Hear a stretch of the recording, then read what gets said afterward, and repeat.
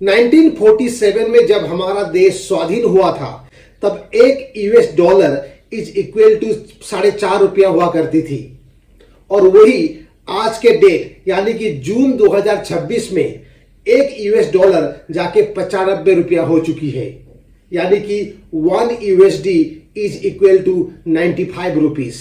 किसी भी करेंसी की वैल्यू उसकी डिमांड के ऊपर डिसाइड होती है।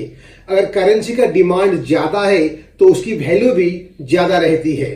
जब कभी एक देश दूसरे देश से इंपोर्ट या एक्सपोर्ट करता है तो ये जो ट्रेड पेमेंट होती है वो यूएस डॉलर में होती है, क्योंकि यूएस डॉलर दुनिया की रिजर्व करेंसी है।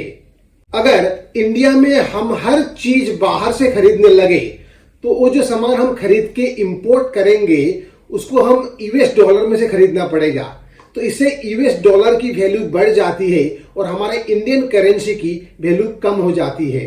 अगर हम बाहर के सामान खरीदने के बजाय मेड इन इंडिया सामान ही खरीदें तो इसमें डॉलर कहीं भी इन्वॉल्व नहीं होगा, तो इससे हमारी इंडियन रुपीस की जो वैल्यू है वो बढ़ती रहेगी। मान लेते हैं कि कुछ साल पहले अगर हमको अमेरिका से क्रूड ऑयल खरीदना पड़ता तो एक बैरल क्रूड ऑयल की प्राइस $50 हुआ करती थी और तब मान लेते हैं कि $1 इज इक्वल टू 50 रुपया हुआ करती है, तो एक बैरल क्रूड ऑयल हमारे लिए 2500 रुपये में इंडिया में आ जाता और अभी वो $1 इज इक्वल टू 95 रुपीस हो चुका है।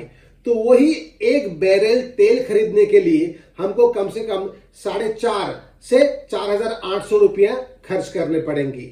जो सामान हमको 2500 रुपये में मिलता था आज के डेट में वही सामान लगभग 5,000 के आसपास में मिलने लगेगी।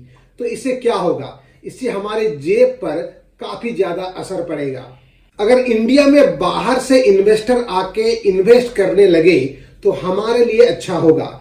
जब भी हम कोई सामान खरीदने जाएं, शॉपिंग मॉल या फिर कोई भी बाजार में जाएं, हमें कोशिश करना होगा कि हम मेड इन इंडिया के सामान ही खरीदें। जितना संभव हो सके हम अपने देश में उत्पादन किए हुए सामान ही खरीदें।